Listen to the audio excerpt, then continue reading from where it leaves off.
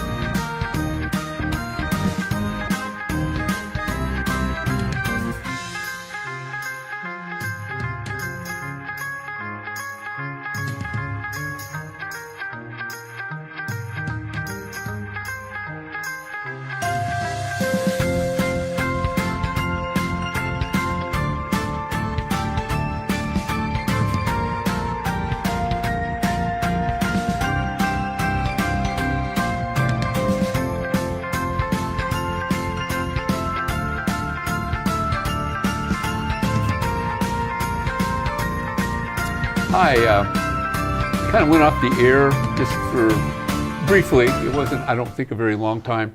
Every once in a while, things just happen, and but we're still with you, and we're still trying to get to our goal. And so we're an hour and 45 minutes to go. We are at about $35,000 to that matching gift, so we have 15 to go.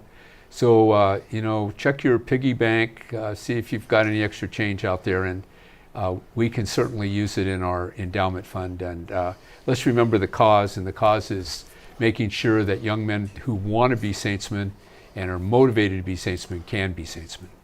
And there are a lot of those kids out there in the community that we are helping today. Our goal is 100,000 for those of you just tuning in, and we had a match of 50,000, so we're at 85, so we're getting there, and but the clock's ticking. So don't just hang out. Get on our website, sahs.org. The button's right on the front page there. Hit that button, and it's going to take you to a place where you can make a donation. And also, just remember, if the endowment is not what you want to do, there's other things that you can do with some specificity, and go ahead and do those. Because we appreciate your generosity. You can always donate to Saints basketball. Sorry. You left it open. Saints basketball has plenty of money. because of this guy because of the good work of a lot of generous people on this campus. Yeah, well, In this guy is community. a better fundraiser than me, so I'm competing over here.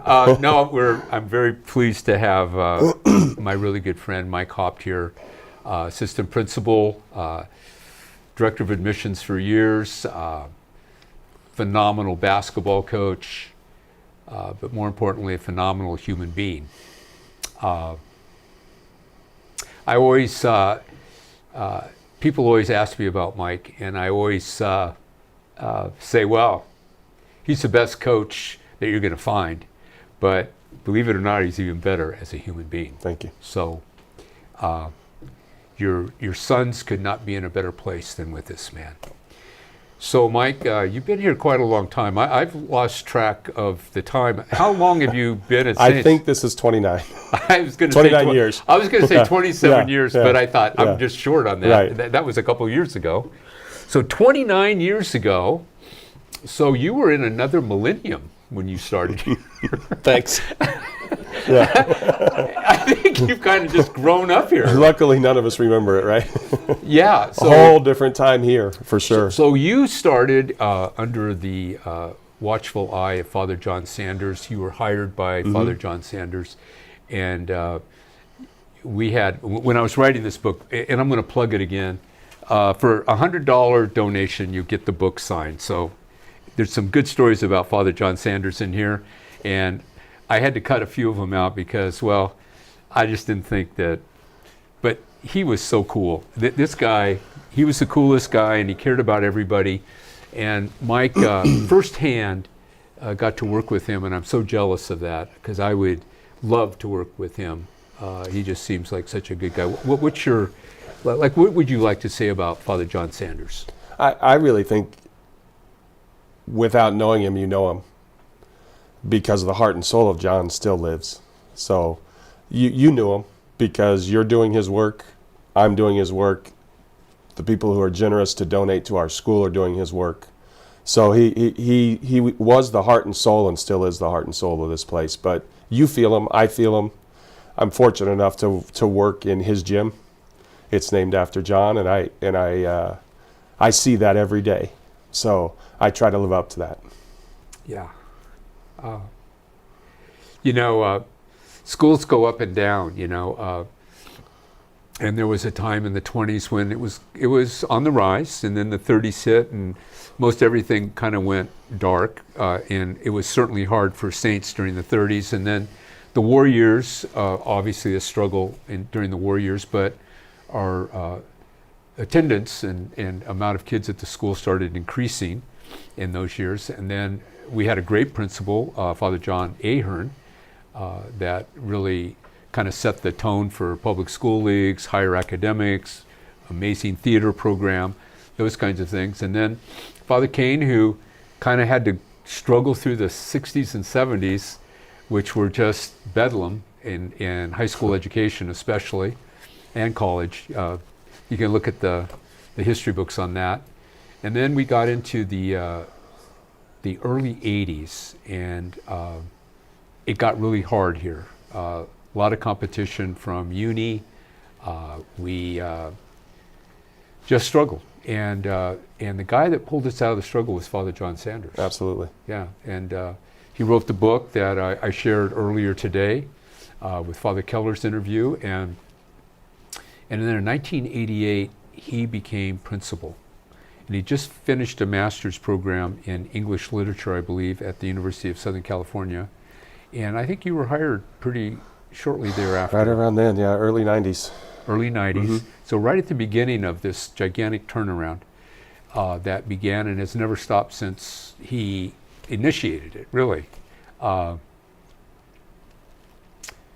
It's funny you say that I know him.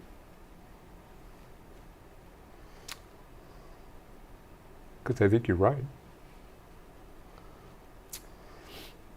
It's a weird thing, but the day of my interview, I paused when I walked into Vasey Patio, didn't know what the name was. But I felt the Holy Spirit. didn't know one person except for Jim Horn, who invited me to throw my hat in the ring. And I think John was waving me in. Absolutely. Yeah. Yeah. My first day on campus, I didn't know what an all-boys school was going to be about. I was a public school kid. I did go to the University of San Diego, so I had a Catholic college, education. Right.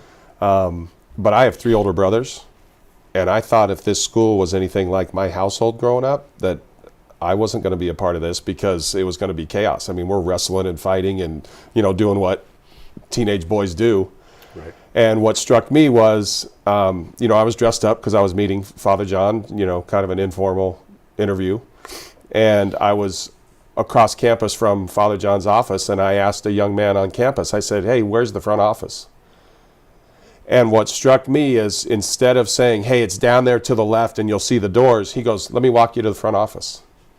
And I went, there's something different about this place. And that's part of what's different about this place is everybody who meets the young men who attend our school see that there's something different about those boys. And it permeates from the leadership, but it also permeates from their families and the commitment that the young men here make to trying to be the best they can be. Right. And so I knew right away I was in a different spot because Right. he walked me to the front office. He didn't just say it's over there. Right. So that struck me just like you Yeah. the first time I It was different. here. It was just a different place. Now the school didn't look so good. No. Yeah, for me, I had just gone through 2 complete redos of schools, and I was like kind of over it. Right. And I drove up to it, as I was saying earlier today, and I went, "Oh my God." Well, thank God you weren't really over it. Yeah, no. Well, then I felt, I felt God's presence, and then I went into the interview, and there was a nun and 4 Augustinians, and I've never laughed so hard in my life. Yeah. It was hysterical. John Keller, of course, Right. trying to be serious with me, Right. and I, for whatever reason, I didn't take him seriously at all, and and I knew right away I wanted to be here, and I'm sure you kind of had the same feeling. I don't know if you knew this story. Father John Keller and I traded. Did you ever hear that story? No. So I got on campus in May. So I was coming at the end of the school year, and Father Keller was the director of admissions. Oh. And I had been working at the University of San Diego as an assistant basketball coach, and USD called Father Keller and said, "We want you to run our campus ministry." And so then Father Sanders said, I would like you to be our admissions director. So Father Keller and I laugh all the time that he went to USD and I came here. So Right. there was a trade involved, and It's a good trade for sense. and then we got Father Keller And back. then we got him back, yeah, we anyway, so- re-signed him as a free agent. And He became a free agent, Yeah. and then it was all good. Well, so tell me, I mean, you're obviously basketball, right? I Love mean, it. Love it, Absolutely. right? I mean, it's your passion. Sure. You can see it, you Sure. feel it, and you get here, and I don't know what year it was, but early 94, I think. 94. Yeah, right in there. Right after And- Jelani McCoy left. That's how smart I am. Is I came he after all the left. good players left. So you're looking at the guys that are going to be your squad, Right. And what was your thoughts?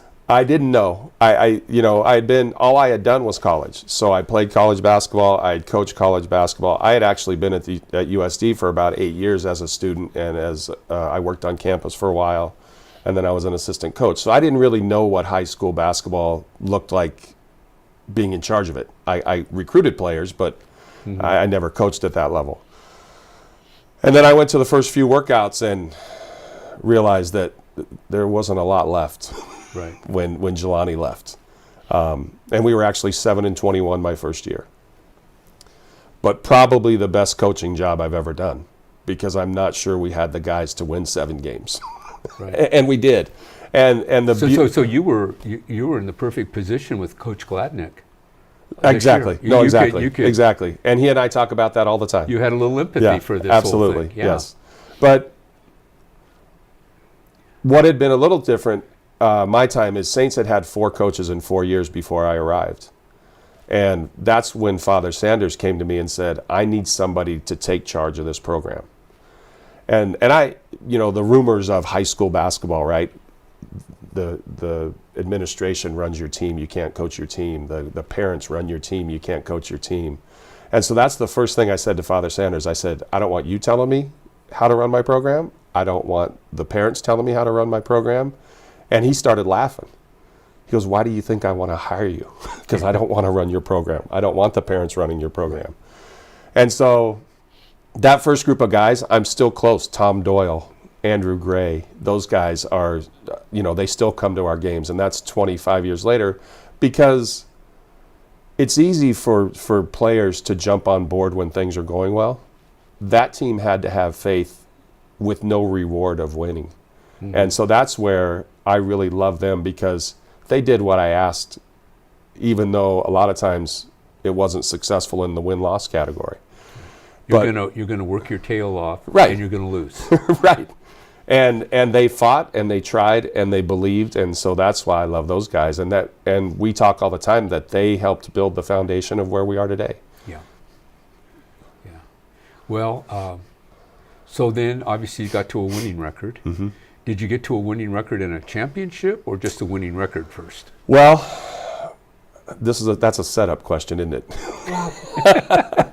Because there were some guys at Uni High School called the Waltons, and they were all about 6'8". So the Walton brothers. Yes. So this one day I asked Mike, I said, I keep looking up on the wall for CIF championships in this one era in the late 90s, right? Uh-huh. And it's always finalists. Yep. And he goes, the Waltons. Right.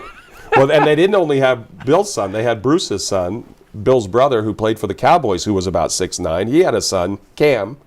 So there were 3 or 4 of them, and I was lucky enough to get the McCroskeys. And if you know the McCroskeys, they're all about 5. Yeah. So I was fighting with. I'm taller than the McCroskeys. I was fighting with the fighting McCroskeys, and they had the Waltons, and we went toe to toe, and had some great games. We just couldn't get over the hump. And to this day, Ricky McCroskey is one of my favorite guys. I mean, he lives back east now, and he'll show me doing crossover moves on his 2-year-old daughter. Coach, I still got it, and he's doing stuff. So it was great to coach those guys. We just couldn't beat those guys. Yeah. But eventually we did. So I don't think you were here. Obviously you weren't. So is it true that Bill Walton was kicked out of our gym? Did you know that story? Well, I don't know how many Bill Whitaker fans we have out there, but it was Bill Whitaker that kicked Bill Walton out of the gym. So everybody loved Bill Whitaker. I wasn't a big fan because I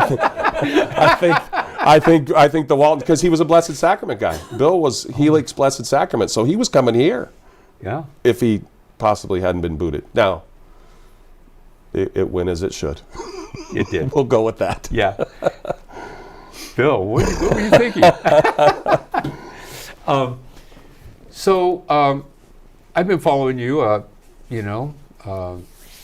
pretty religiously, and I followed you all the way up to Sacramento, and I was thinking of what I was going to ask you today, and I'd like you to take us through the sequence of the last 2 minutes of that game. We're playing Sacred Heart, yeah, San Francisco, Cathedral, yep. San Francisco, and I think we were leading the whole game. Absolutely. And then crisis hit. So take us through that game. So we went from controlling the whole game to not being able to inbound the ball in the last minute. Right.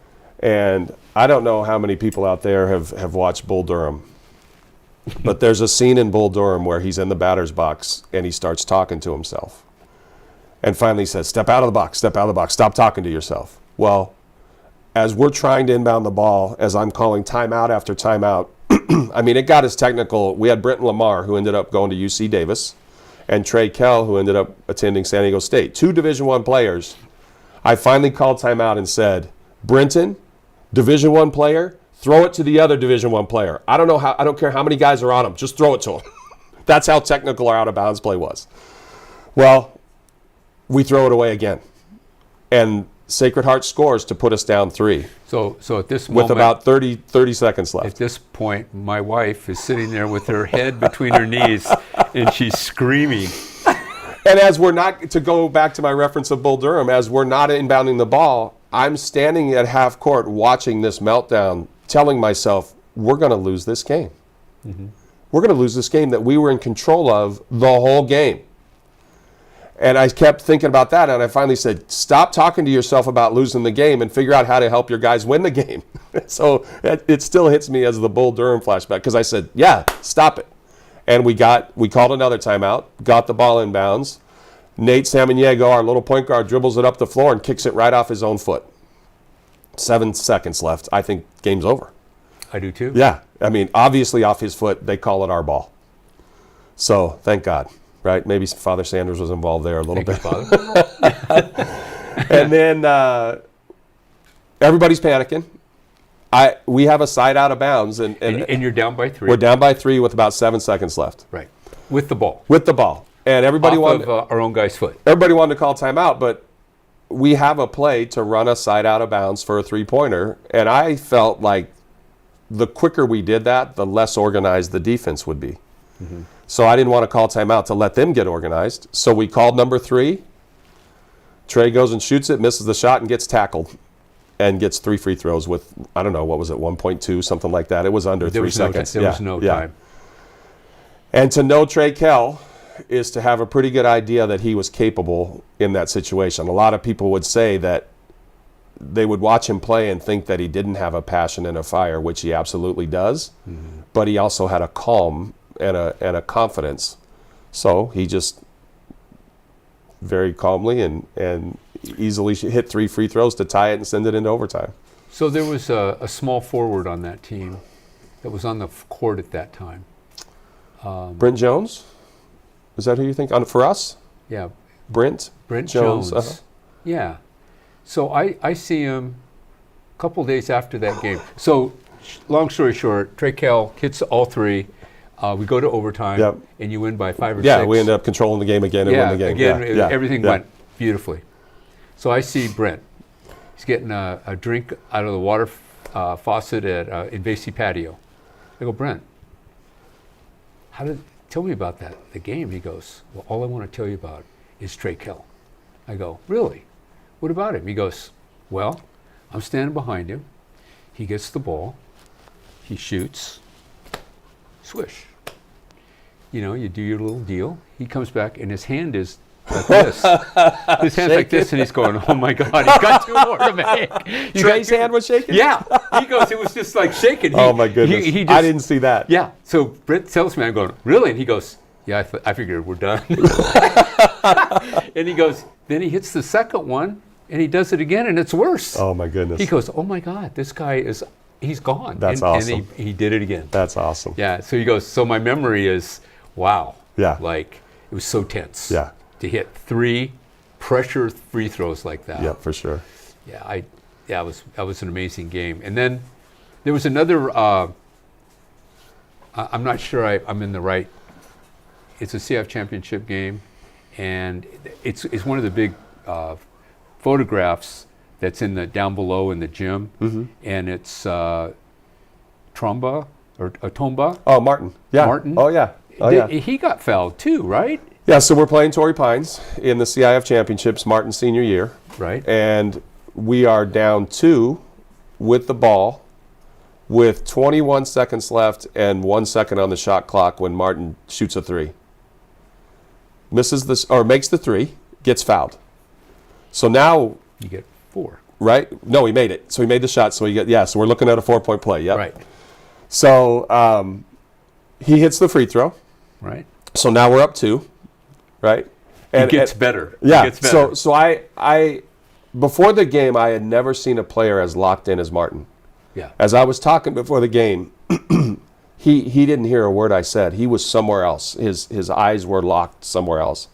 And I just looked at him. I said, "You're really ready for this, aren't you?" And he goes, "Yes, coach. Like, leave me alone. I know what I'm doing." Yeah.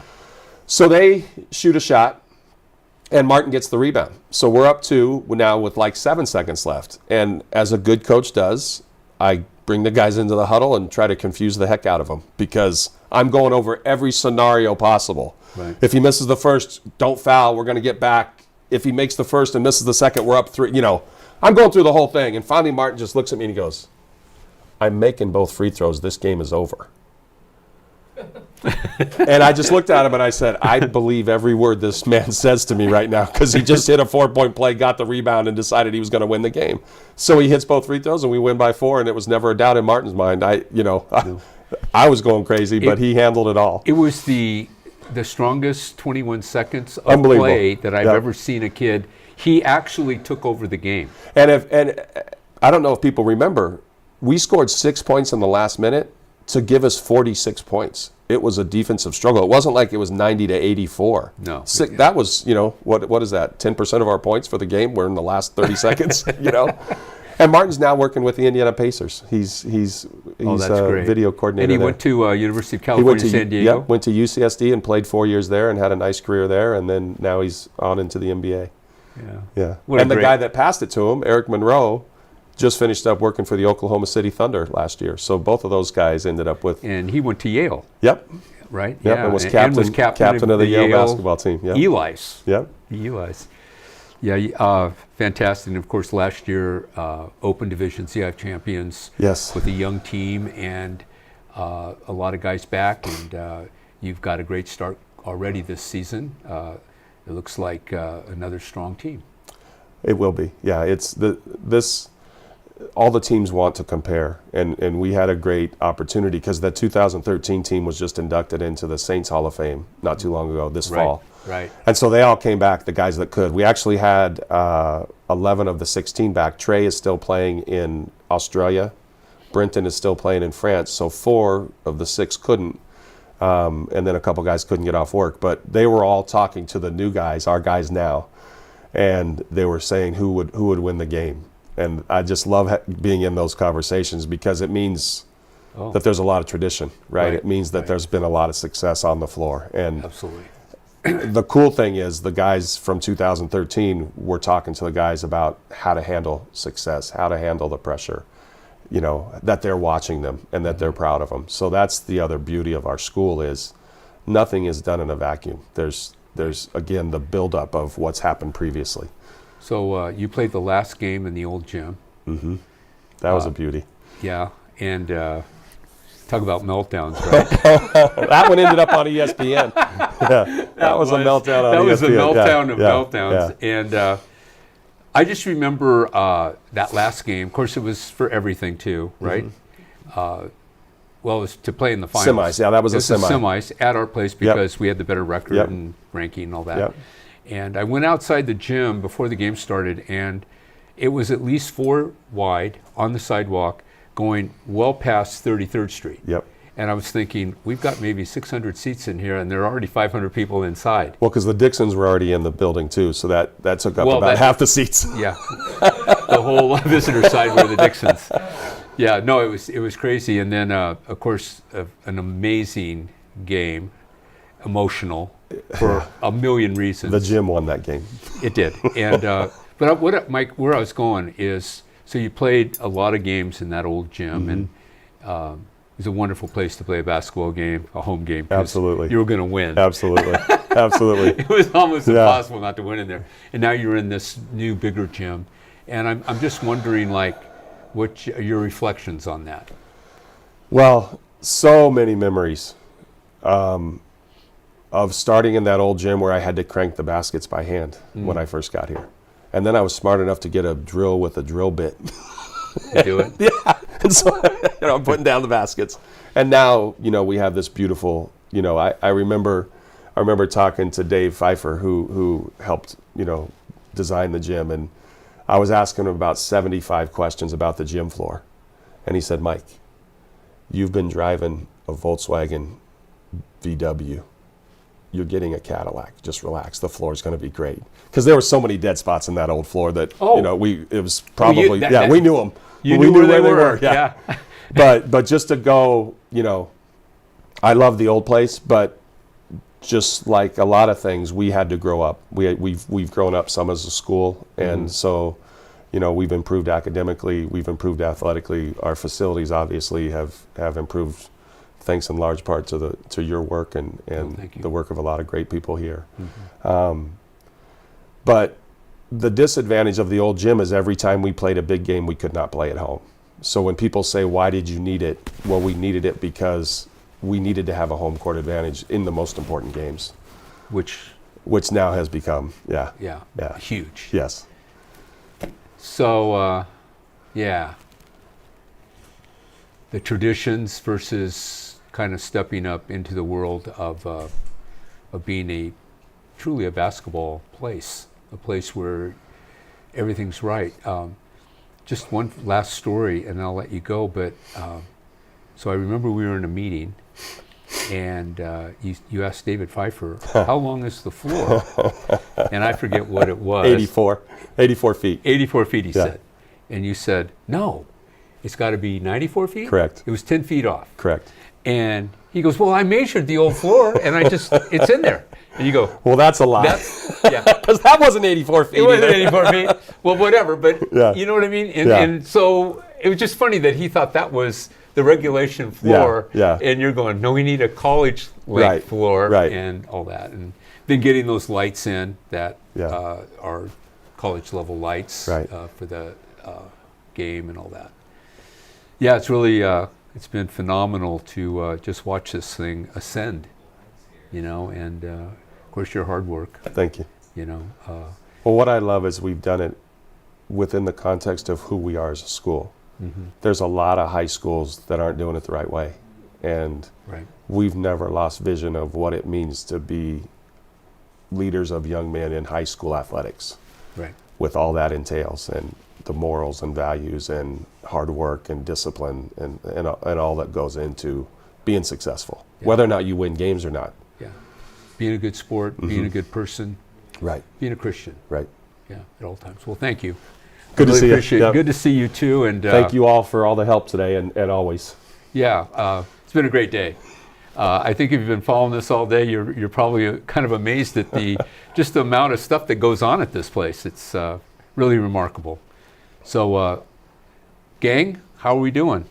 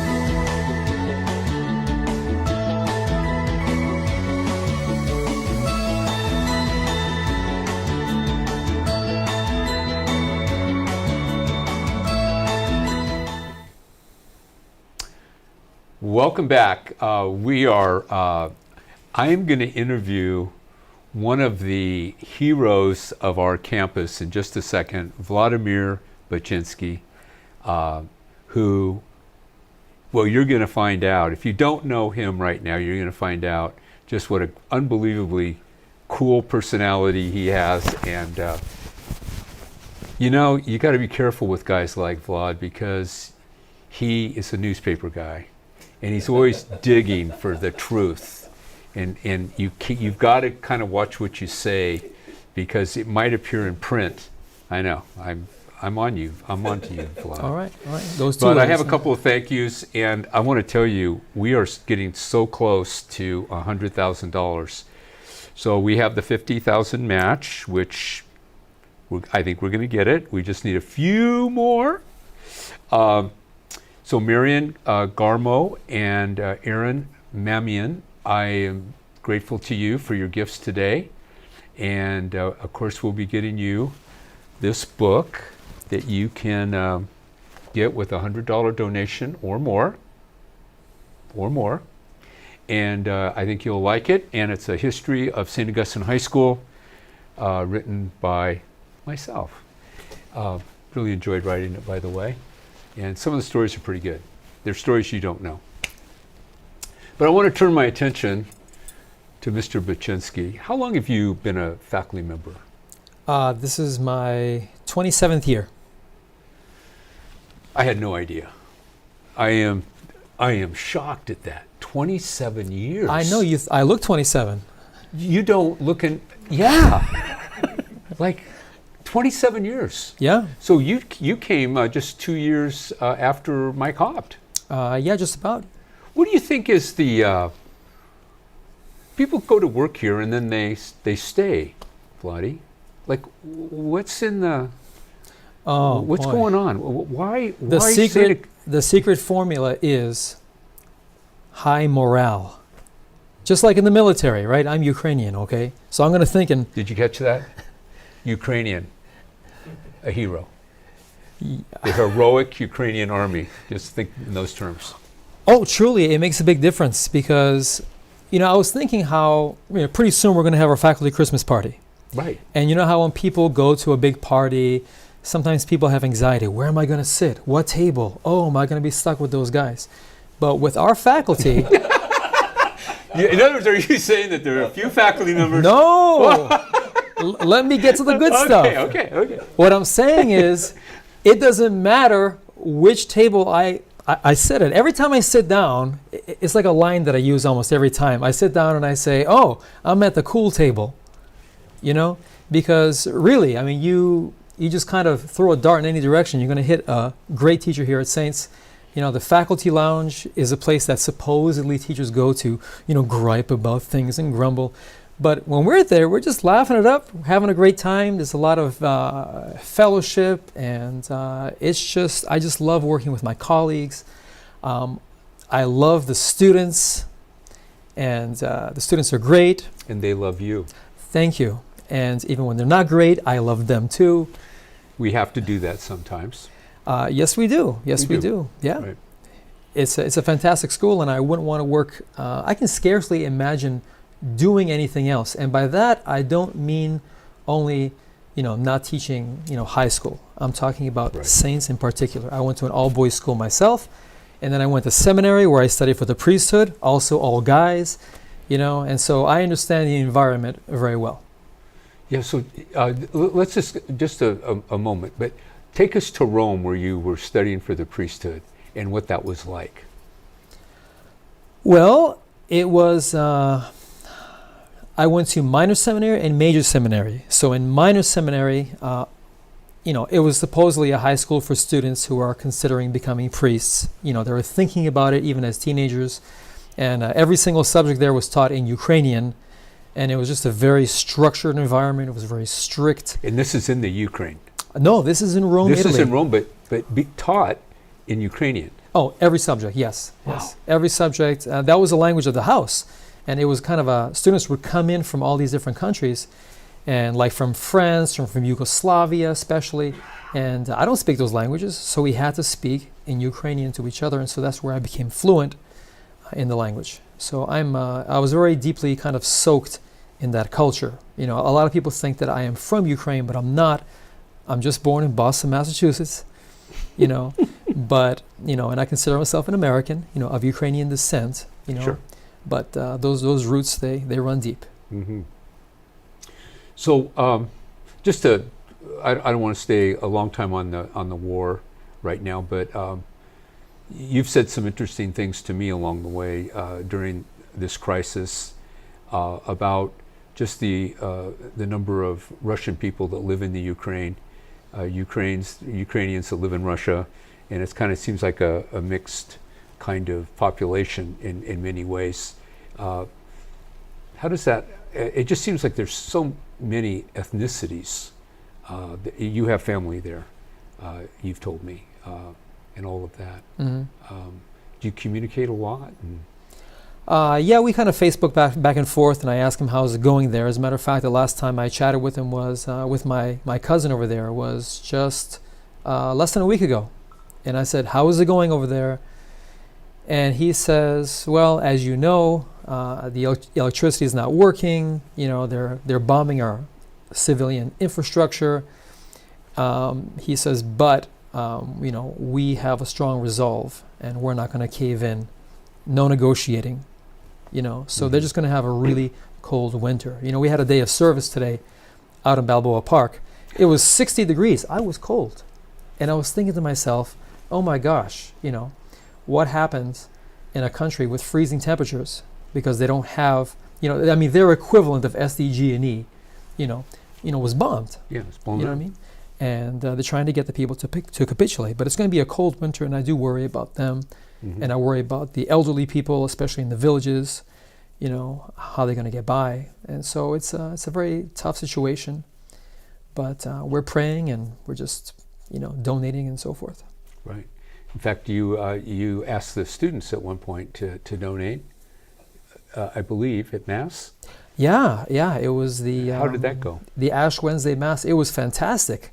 I called the campaign, I Gave My Seven, and I asked every student to give $7, and a lot of people gave more. And that gentleman, Steve Smith, yeah, he gave $1,000, right? And then I was joking around with him. I said, you know, it was supposed to be $7. And so you know what he did? The next week he gave $1,007. He goes, this time I'm going to do it right. You know, so we gathered $11,000 in 1 week. You know, and it was very heartwarming. There was a lot of support in the community, and Sure. you know, Yeah. and when I announced the fundraiser, you could hear a pin drop in the gym. Everybody was very respectful in understanding what a serious situation this is. Right. So, what do you teach? I teach religion and I teach speech. Okay, and you must love the newspaper too, because you're the moderator of the Augustinian, right? Yeah, I have a confession to make in Oh. public. Well, okay, listen up, everyone. Get your notepads out. I don't think that's how it works, but okay. Okay. I have no formal training in journalism. No. Okay, so I am shocked and appalled. and I have been the moderator. I have been the moderator of the school newspaper since 2003. So this is my 19th year doing the job. But I'll tell you, it's interesting. So how have you been faking this out? Well, you don't make confessions on live TV. That's one. But beyond that, you know, I saw the newspaper were struggling back in about 2002. I thought they needed some help, and so Right. I said, "Hey, can I help out?" And then I just kind of crept my way in there, and I became the boss. You know, I've always loved the news. I've always been a news junkie, and it's just kind of Right. like a natural thing. You know, you hear about these actors. Did you know that, like, for example, Dick Van Dyke, the actor, he was not a classically trained dancer, but boy, could that guy dance. You know what I mean? So maybe it's just under my skin, Yeah. I love the news. I like the paper. Thank you. I think the paper is really well done. So congratulations with that. The only thing, my only criticism, I wish there would be more papers, that there would be more issues. But I know there's a tight budget and all that, so you can only do so much.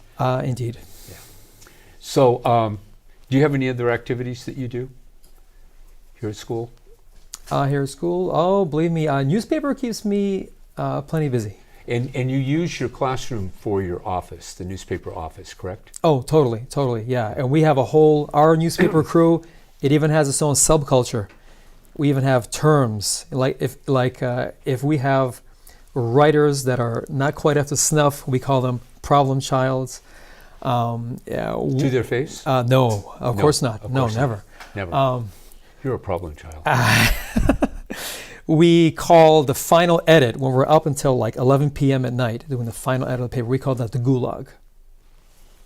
And we really kind of, grind it out, and it's really tough. Yep. And I think the gulag record is, I was there alone, mind you, at this point, because, I don't want to get in trouble. But at 3 o'clock in the morning, finishing up the paper, making sure that there are no mistakes, everything is just right. So I can be a little obsessive, Ed, about these things. Oh, I have no doubt. So what would you like to ask me, Lottie? Because you always have questions for me in the faculty lounge. I have a question. I was just wondering, blah, blah, blah. Is there any questions on your mind today? Yeah, I was just wondering. See, I knew it. I knew you were wondering. Here goes. I was just wondering, this question is tossed around a lot, but what has your Saints experience been? Because the Saints experience is not only for students. We talk about the Saints experience. It's also for the faculty, even for administrators. We all share the Saints experience. I don't know if people look at it that way, but I certainly do. I do too. What is your Saints experience?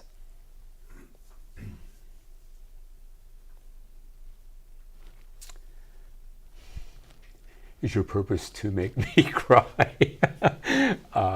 Yeah, it's pretty emotional, actually. I fall in love with the culture.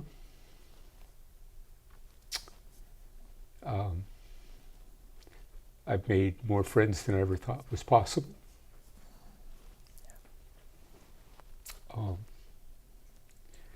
I've experienced God in a myriad of ways, in daily. And I find Him, especially in our students and faculty and our parents and our whole community, in just the nice things that are done for others. It's pretty much a constant thing.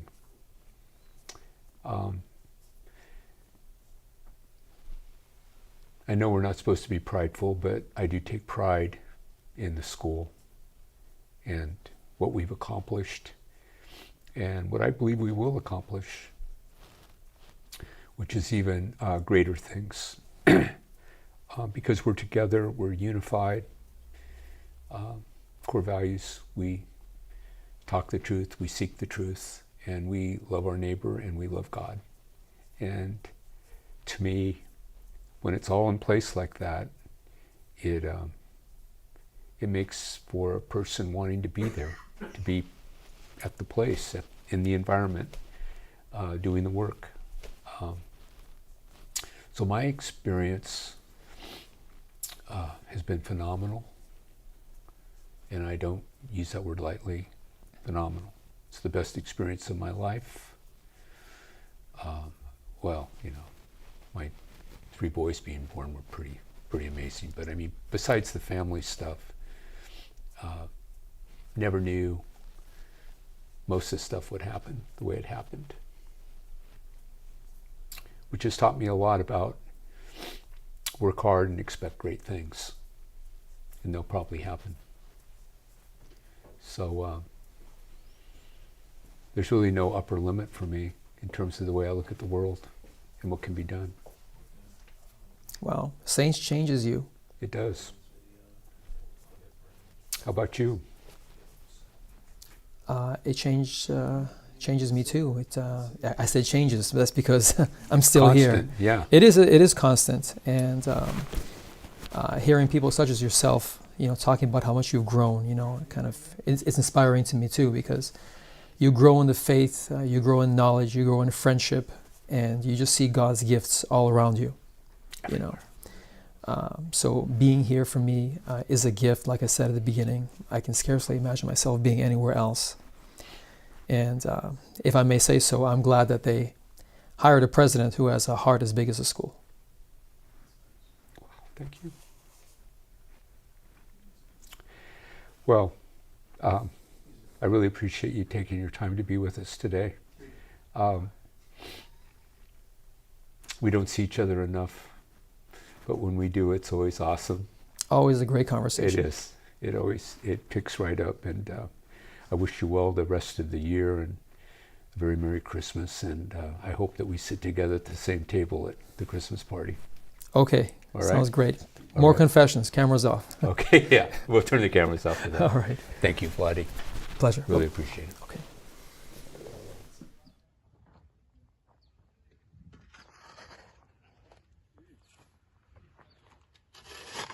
Hey everyone, we're out here at Potrero County Park with two of our senior Saintsmen on Giving Tuesday. So I'm going to let them tell you guys a little bit about what's going on today. Okay, why don't you guys start off by introducing yourselves? Hi, I'm Jacob, and this is Joe, and we're over here at Potrero County Park over in Potrero, right by the border, and we're planting 50 trees. Why don't you tell us, both of you guys, where you attended grade school and how you ended up coming to Saints? Yeah. How did you hear about Saints? I attended St. Didacus Parish School. I found out about Saints through the parochial league basketball Saints tournament, and then my brother went to Saints, so it's pretty much a no-brainer. Joe, why don't you tell us what your Saints experience has been like so far? My Saints experience has been very, very good. Just people say the brotherhood, and we really do like brotherhood is like a word, but we really act it out. Like, it just means like always having everybody's back, and just if you ever are in doubt of something, you'll always have support. Okay, Mr. Pajamula, why don't you tell us some of the things you're involved in at Saints right now? So at Saints right now, I do ASB. I'm the executive president. We set up all the student-led events, all the lunch events, all the like spirit days, and we provide everyone with the best Saints experience possible. I've also done sports throughout my time here at Saints. I did freshman football, track, and volleyball. Overall, I've been super involved during my time here at Saints. Good, thank you. Why don't you both tell us a little bit about colleges you're planning on attending or schools you're considering at this point? Yeah, so right now I'm considering Villanova University and Pepperdine.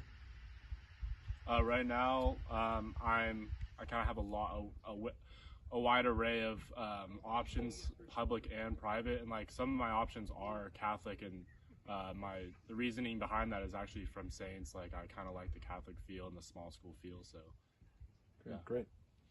What do you guys plan to study, Joe? What are you interested in studying in college? possibly business or psychology or somewhere along those lines. Cool.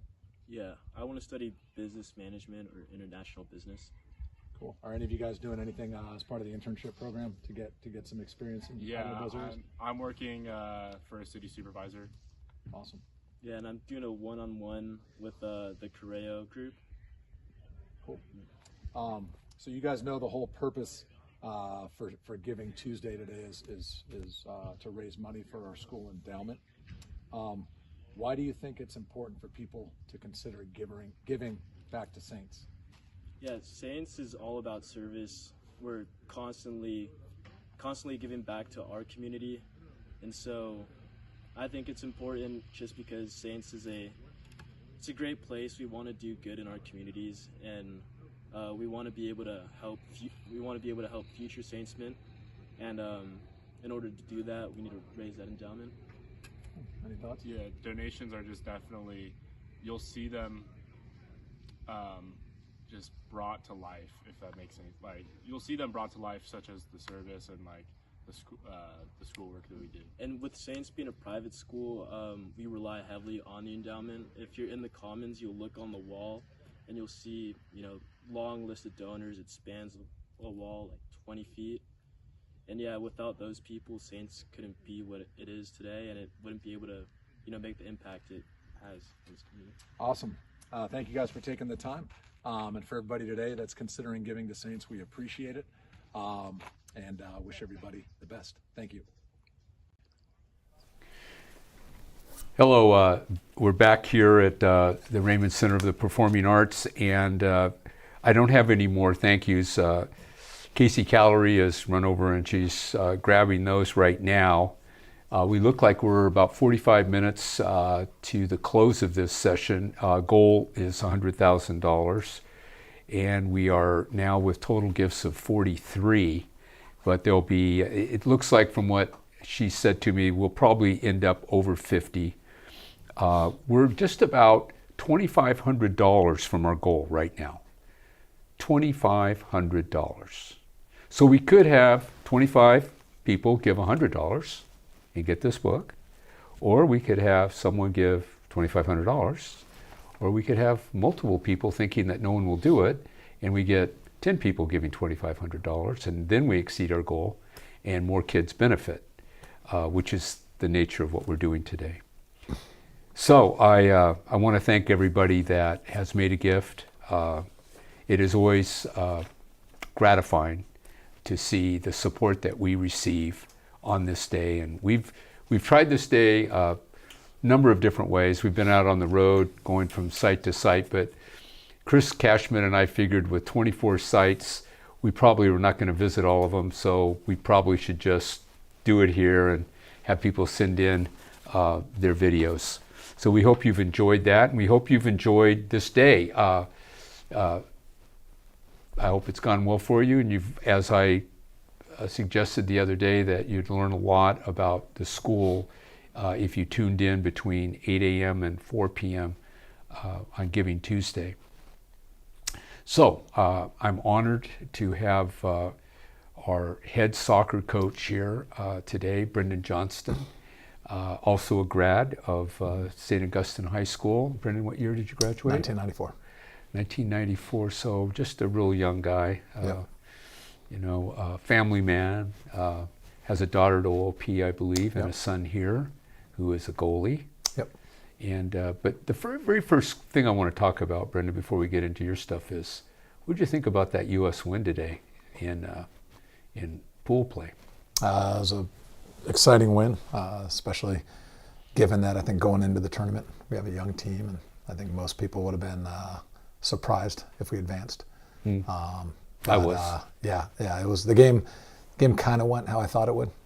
Yeah. Kind of open and chances to score, and they sat back because they needed a tie. But then once it got down to late, of course, now we back off, and now they're trying to tie it up, and you're biting your fingernails off in 10 minutes of extra time. And how about the ball that just scooched underneath the Yeah, goalie's yeah, legs? yeah. You know, and then Yeah. we cleared it, Yeah. frantically cleared it, right there at the end. I bit my fingernails off in the coach's Yeah, bullpen there. yeah, So. it was. And how about the game against England the other day? What was your take on That was a pleasant surprise as well. I thought we were the better team, but still lack a little kind of maturity and authority in the final third of the field. But in terms of everywhere up till there, I thought we were the better team. that? Yeah, we had some good chances We for did. sure. We did. Yeah, I was surprised at our physicality actually, Mm-hmm. being so young and playing the Brits. Kind of, you know, I mean, Yeah. self-confidence and things like that Yeah. play into it, Yeah. and we certainly held up our end. So I know a little bit about your background. You went to Marquette after you graduated from Saints in '94, and what was your major? I majored in English at Marquette. English. Yeah. And obviously you took a lot of Latin. After I returned from Marquette, I did at UCSD. You did. I didn't go to Marquette planning on being a Latin teacher. Shockingly. So, Really? Yeah. So it just kind of it's just kind of the way it played out for you. Yeah. So it was like 2000. I did my student teaching at Morris High School when I was working on my credential and master's, and then Father Neely called me up and said he was getting tired and wanted to know if I'd consider taking over for him, which wasn't something on my radar, but it was a pretty cool and honored that he asked. So Yeah. Well, he certainly is an icon here at the school. yeah, for sure. And I think didn't he help you with AP Latin for a while? He did. He came around. Yeah. He had 3 or 4 students or something. Yeah, no, he was around. I mean, up until he kind of felt like he shouldn't be around anymore. Mm-hmm. I mean, I remember one day he showed up to class. He had taken a fall in the monastery, and he had his head wrapped, like almost like a mummy. But he came by to tell me, like in person, He had to tell you that he that- should stay away. Yeah. And he's like, I don't want the kids to see something bad happen to me, so I'm gonna stay out. But he actually came by the classroom to tell me that, Right. literally, like head wrapped and all that. So when you think about St. Augustine High Mm-hmm. School, and you've seen it as a student and now as a teacher and coach, what comes to mind? For me, like right now, for me, what comes to mind is like this is like my home, and I haven't always seen it that way. It's kind of like a looking back kind of thing. Mm-hmm. But when I think about it as a student, like the way I see it now, I want them to maybe feel like sooner than I did that it's their home. You know, for me, it's because I've been here, since I've been 14. I think I've only been away for like 6 years of my life, which is kind of crazy if you think about it. But it feels like it's my home. Even my kids have grown up here, but I want our students to have an experience that it feels like their home, Mm-hmm. and they can always come back, whether it's a year after they graduate, whether it's Thanksgiving after they finish, whether it's 15 years after, 20 years, you want them to come back and feel like they're back at home. Right. Because that's how they felt when they were here. So you kind of look at it, I mean, we always say the Saints community, but Yeah. for you it seems familial, Mm-hmm. you know, a little bit more than, Yep. than community. Yep, and it's just a actually. place where I'm happy, and it's not like I'm comfortable. I'm just content, but not complacent. Mhm. If that makes sense. Yeah, I think there's a big difference between the two. absolutely. So you're also involved with the shepherding program, Mhm. correct? Yeah. How does that work? So shepherding has been designed to provide support for students that get admitted. Used to say on probation, like on academic conditional. probation, but yeah, conditional. Basically, whether it's the exam, whether it's the recommendation from the school, their teacher, their principal, they might need a little extra help and support making the transition to high school, and getting them to a point where I would say kind of working on executive function skills, organization, accountability, keeping a calendar, advocating for themselves, going in for help when they have it. Maybe even, you know, just being honest when something goes bad, going up to a teacher and, hey, I totally forgot about the homework last night. Is there anything I can do? That kind of stuff. That's advocating for themselves. So helping them to a point where maybe they're independent, you know, and maybe don't need the support as much anymore, even though it's always there. Mm-hmm. So Typically, how many kids would you have in your class? close to 30. 30. So I see them in the summer. They have to take a class in the summer, basic English and basic math. So they take both of those. I have them for English, and then that's kind of cool because Is Tom Isaac doing the math? right now it is Yoakum. Okay, Yeah. Chris Yoakum. Yep. So they get to come for 6 weeks and be on campus, Right. and it ends up being pretty advantageous because on day one, it's really day 31, and they know people and teachers and Right, buildings right. and all that. So if they get an SSS training in the Yep. summer and they do your class, Yep. they're feeling part of the community right from the 100%. get-go. Yep. Okay, so you're getting these kids and they might be low or they're deficient in some place. Mm-hmm. In your heart of hearts, how successful do you think Saints is at getting those kids up and running to just do like their work like any other student would be doing their work? Yeah, I think especially like this, I would say I'll refer to this year especially because we just finally, the shepherding program is now a study skills class. So it's a course that goes on their transcript. So now the level of engagement and accountability is even higher. So for all the kids I have in the class, close to 30 kids, I see them more. I know when they're doing well. I have a better feeling for when they're doing well, and then a better feeling for when they're struggling. Mm-hmm. And I think a lot of the kids do kind of, I joke with them and say, we'll release them from the nest, and let them go. Right. A lot of them do that, but some need help a little bit longer. Right. I've had kids end up in AP English my junior year that I had in shepherding, just as an example. Wow. And then the cool part of the back end of the program is I love it when guys from my shepherding class end up in Mr. Lamorado's homeroom as a senior mentor, and they're paired up with. They don't all end up there, but there's a handful that do. That become shepherds. Yep, and then they have the, legitimacy to relate to them and where they're at, and that's. How do you think that feeds into the upperclassmen's sense of themselves as a leader?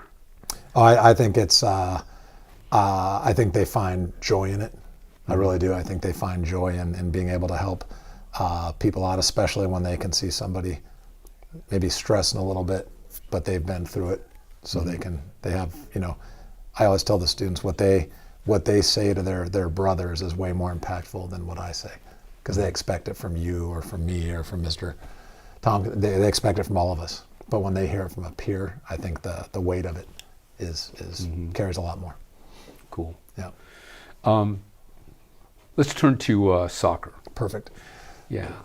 I know it's a love of yours and passion and all of that, and you've been extremely successful.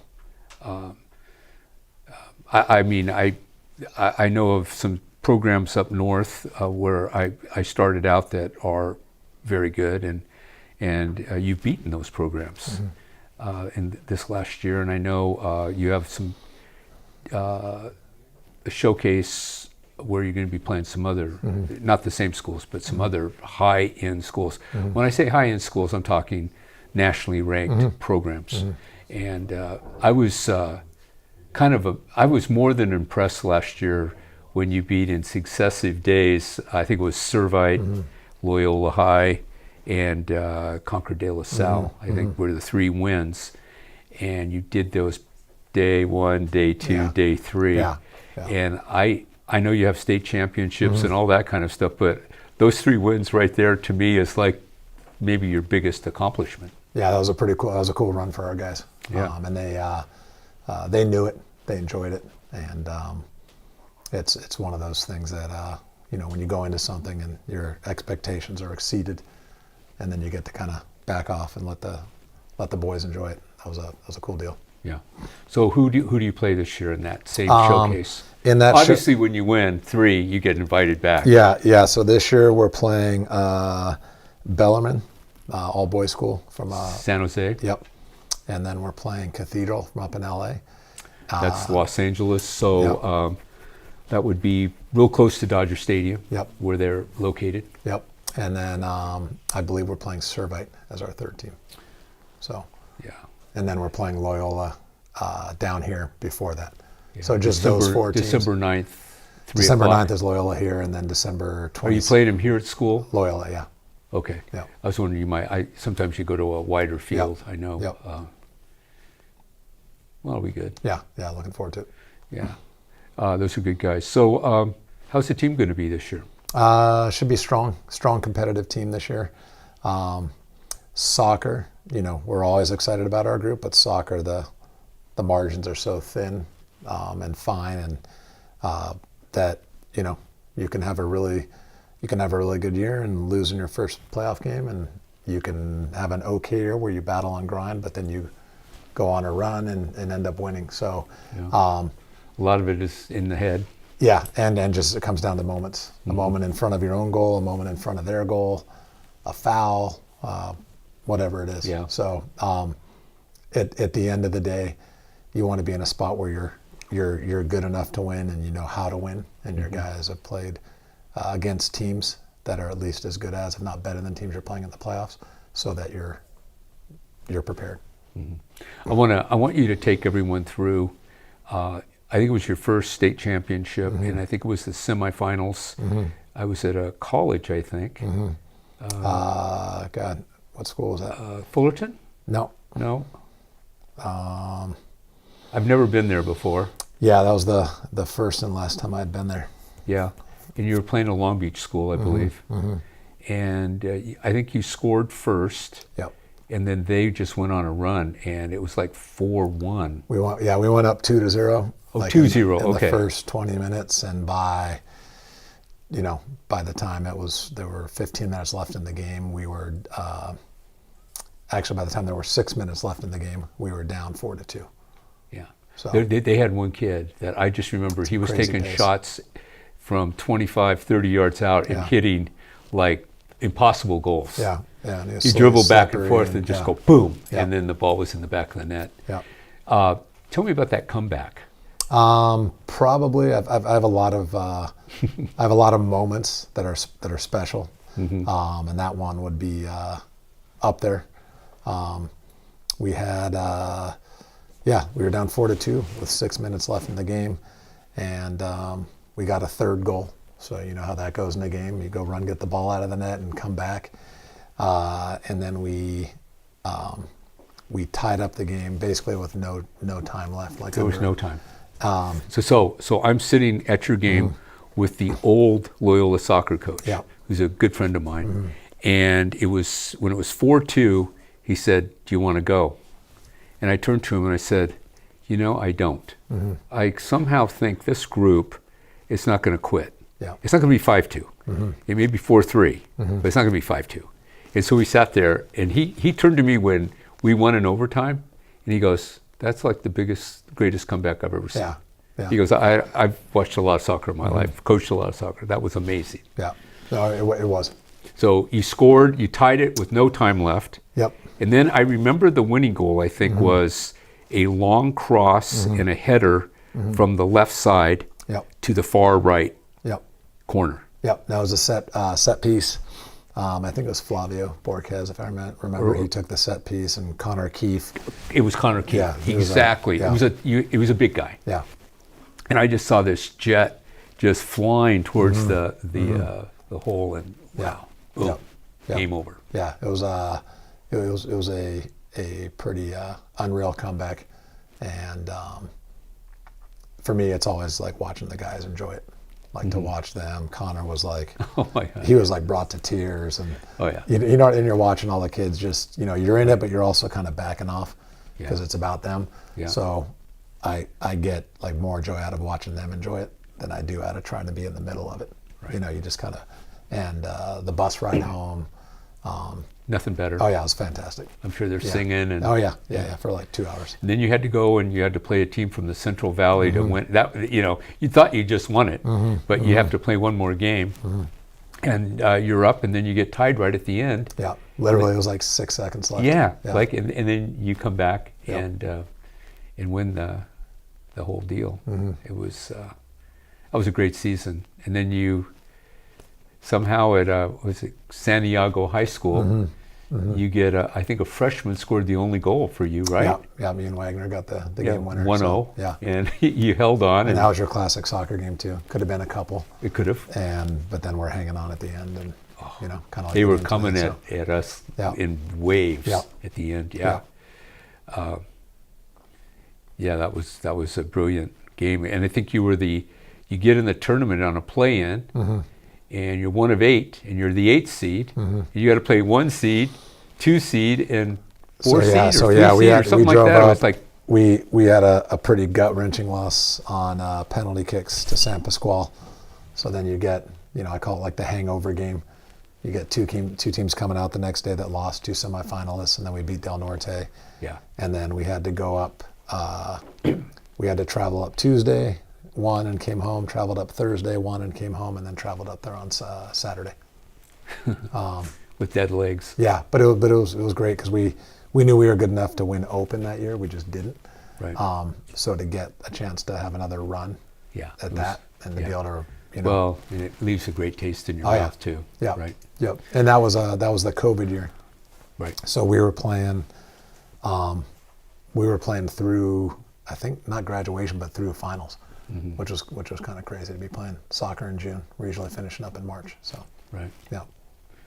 Well, thank you for stopping by. I thanks know for having you came by right after practice, so you've Yeah. already had a workout today. Yep. And I'm going to more soccer from here. So Yeah, it keeps going. This Yep. is the time of the year. yep. But So I best of luck Thank you. in your season, Thank and obviously wish you well, and hopefully you'll be back at the dance. Yeah, no, I appreciate you having me, and I appreciate the generosity of everybody that gives to our community and gives the boys the opportunity to get the best education and be in the best community. I agree. Yep. Thank you. Thank you. Appreciate it. All right. Thanks. Take care. Yep.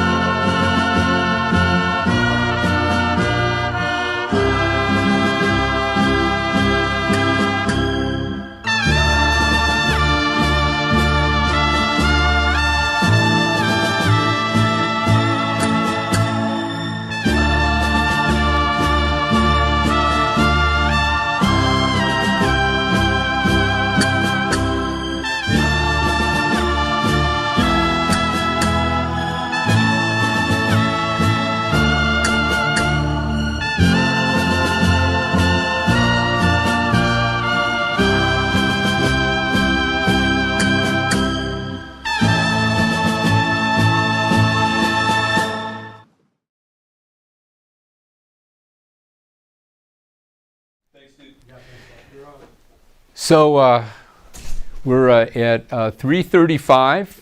I still am waiting for the last final numbers from Casey Callery.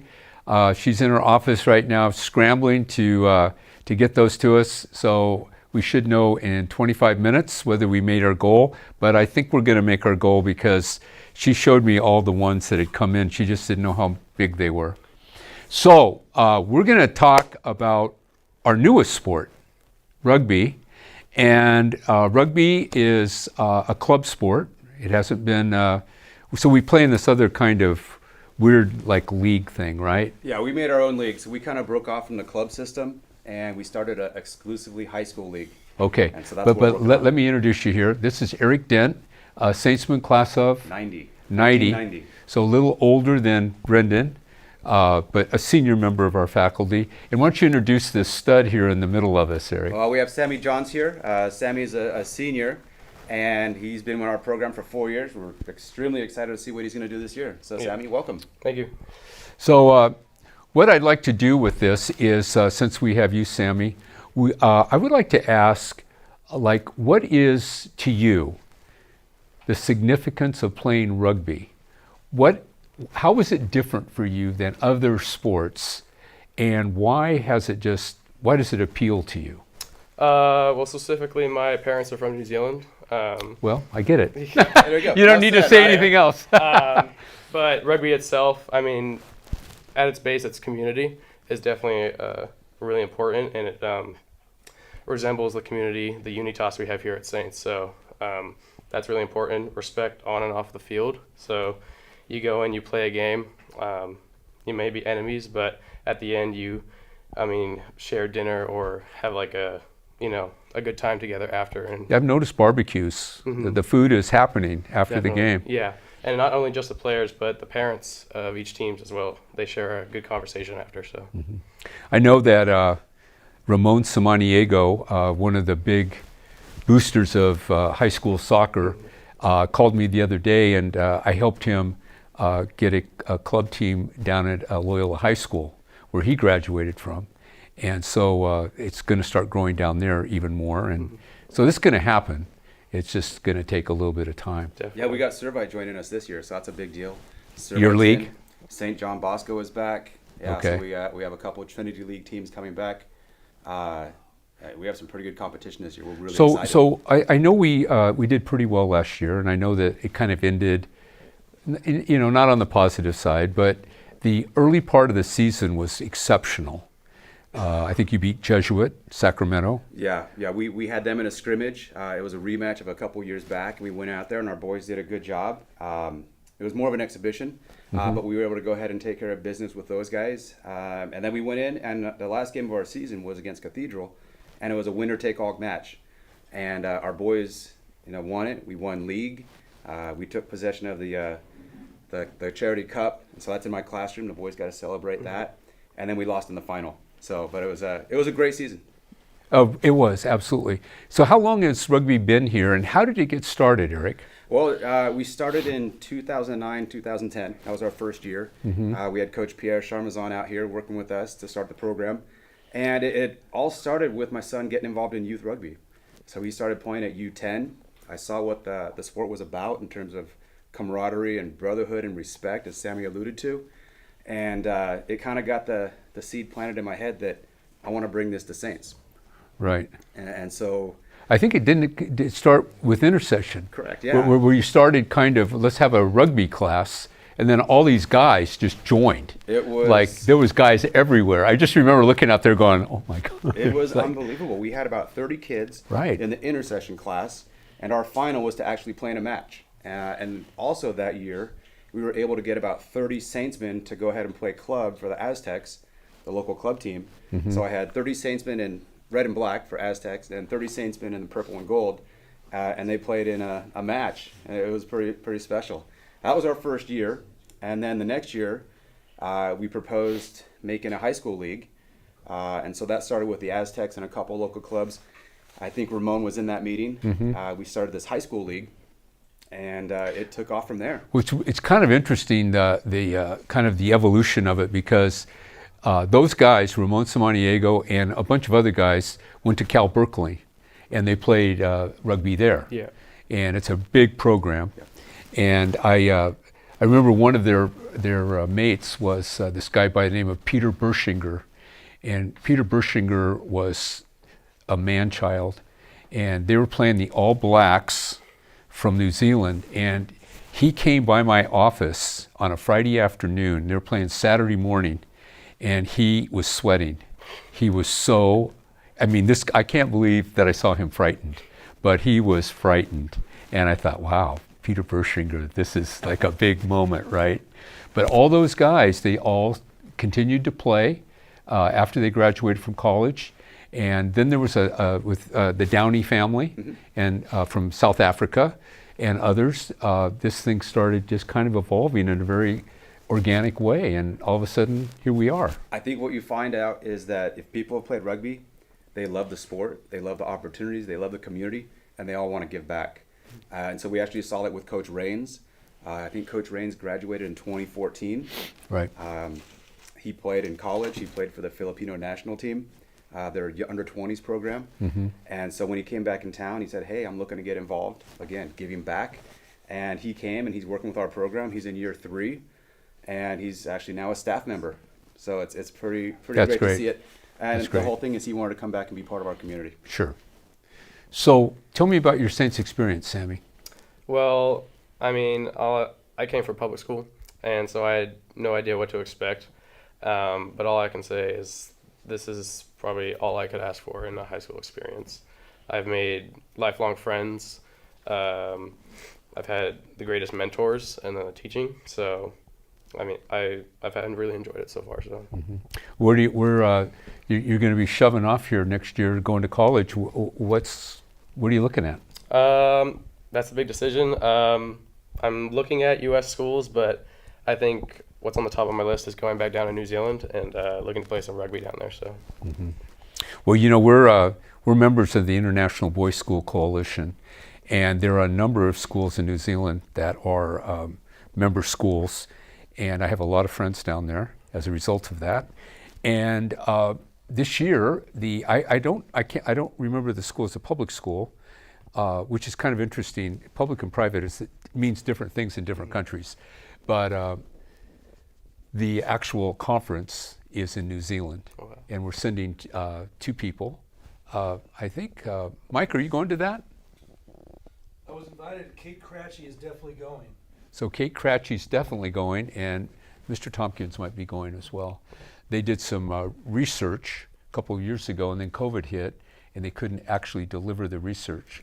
So I promised them that when this thing all opened up again and they could go to some cool country, we would support them. So that's what's going to happen. Cool. Yeah. Well, listen, thanks for stopping by. This is kind of how Saints works, ask people to help you out, and here they are. I love it. Yeah. Well, thank you for giving us the opportunity to come share on rugby and the community that we're trying to build and afford our Saintsmen here. And thank you for Sammy for coming out and joining us. We appreciate it. Thank you, Sammy. Thank you so much. Yeah, I like your shirt. Thank you. That's good. Good job. Thank you, guys. Thank you. All right.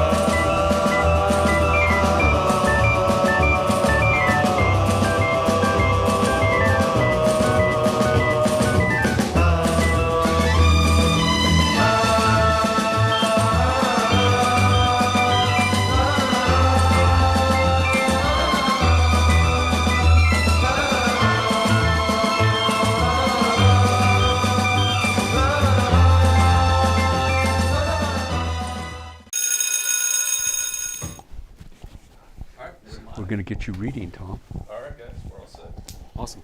Okay. And hot off the press, Ed, we're live. Okay, Let's we start have with that. we have some new numbers here. Thomas, thank you for your gift on Giving Tuesday. I really appreciate it. Jesse Wilson, always grateful to you, Jesse. Thank you. Gabby Carrillo, thank you. Matt Kiernan, thank you. Mary Bow Plant, thank you. And Eric Querin. And so that moves us up to 49 donors. And yeah, we've definitely hit our goal. So very, very appreciative.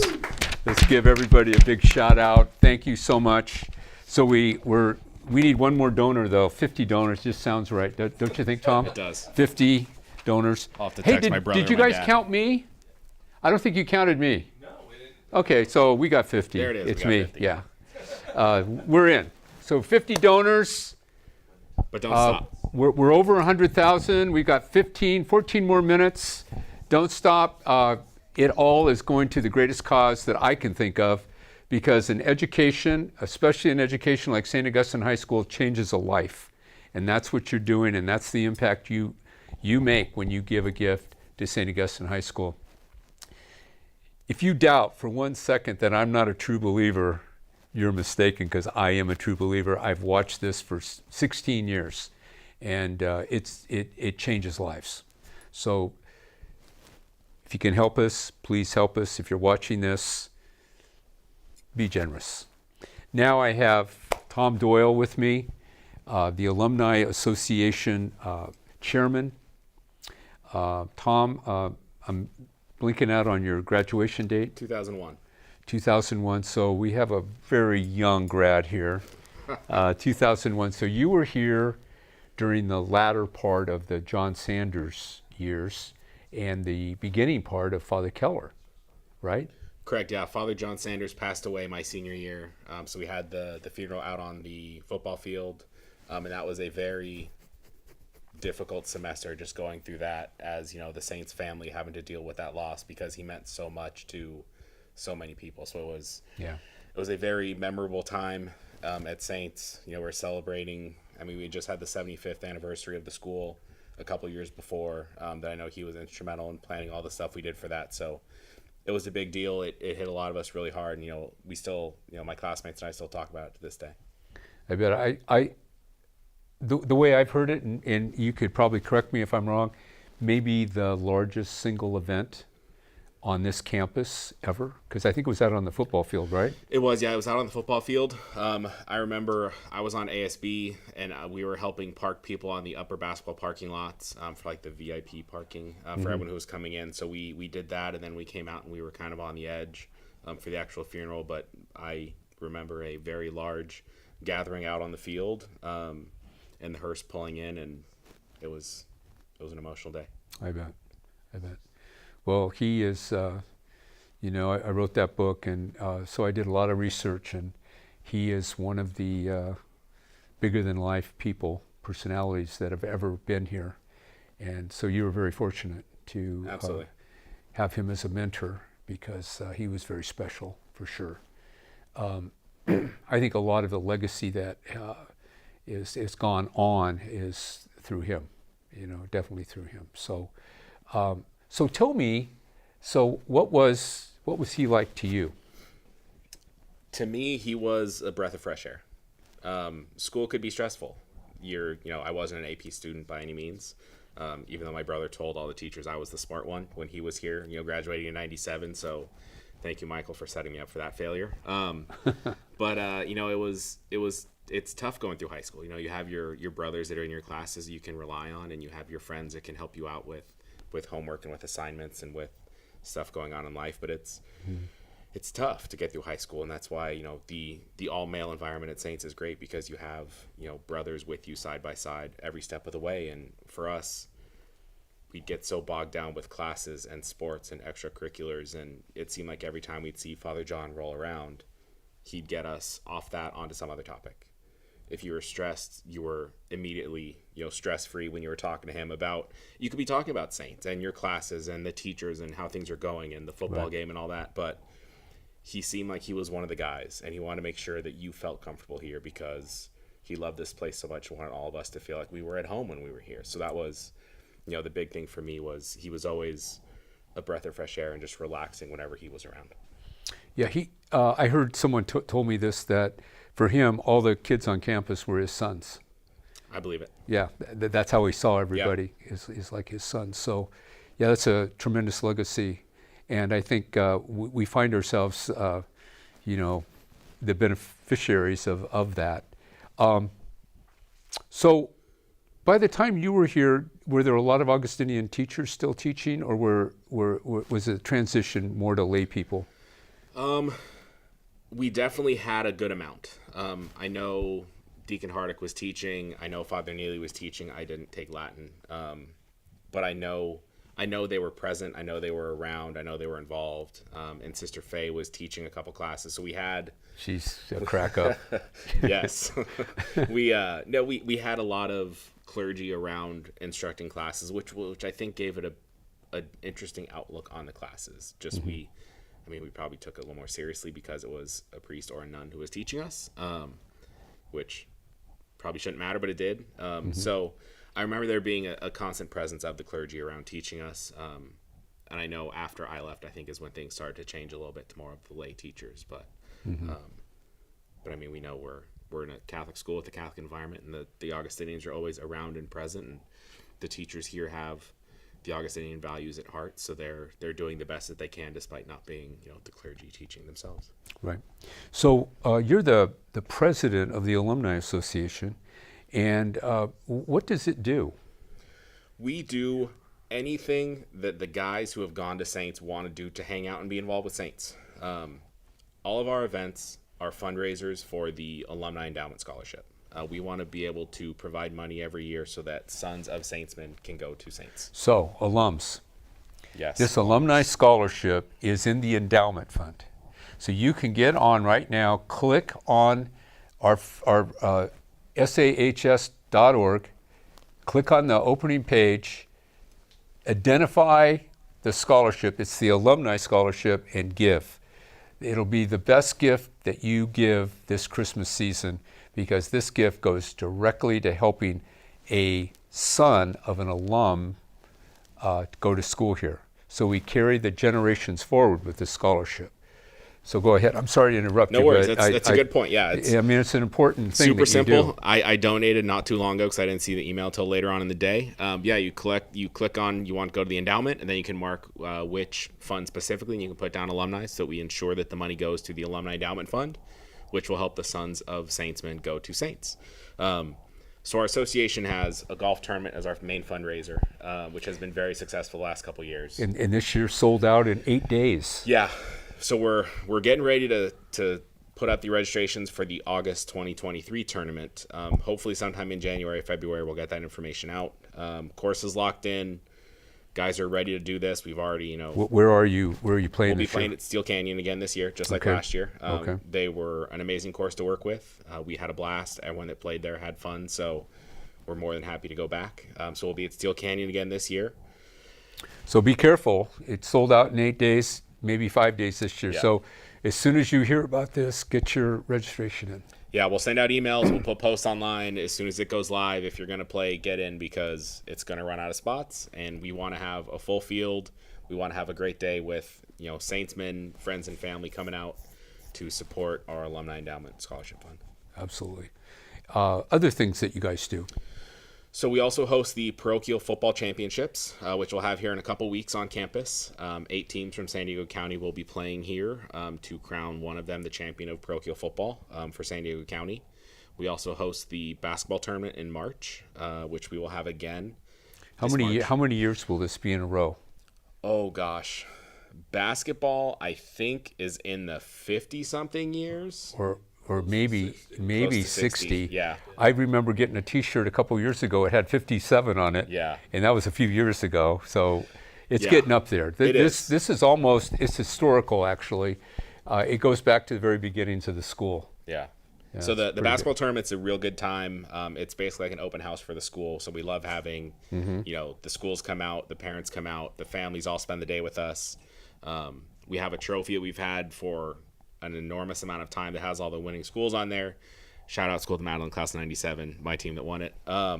And it's a great time to be on campus. We have an amazing facility in the gym that they get to play in. We use the 2 courts inside. We'll put teams on the courts up on top just to get some more games in for the JV side. So we want to make sure it's a fun event for the students who are coming out and playing. We want to make sure the parents and families have a good time out here at Saints as well. That way they know if they weren't considering Saints before, we want them to consider Saints for their boys, because it is a special place. I think a lot of boys make decisions based on that tournament. Absolutely. Yeah. How many teams would play in that tournament in a normal year? In a normal year, I think we have around 60 in total, with roughly 40 in the varsity and around 20 in the JV. It kind of depends on who wants to field teams for different levels. And I think it's international, isn't it? I think you have some teams Correct. from Tijuana. Yeah, we've had a couple teams come up from TJ in years past, so that's great to have them there. It's mainly the parochial schools, but some of the other Christian schools and other smaller schools around town have put teams in before. So we want to welcome in so teams who are in San Diego County that are parochial basketball teams can come in and play. And Phil Shudo, who's our alumni treasurer and runs half of the things we do for the Alumni Association, does an amazing job making sure that the teams are notified, the teams know what's going on, and that we have a clean run tournament for all these people that are coming in to spend their time with us. Well, thank you. Is there anything that needs to be said about the alumni right now that you would like to get out to everybody? We just want you guys to be involved.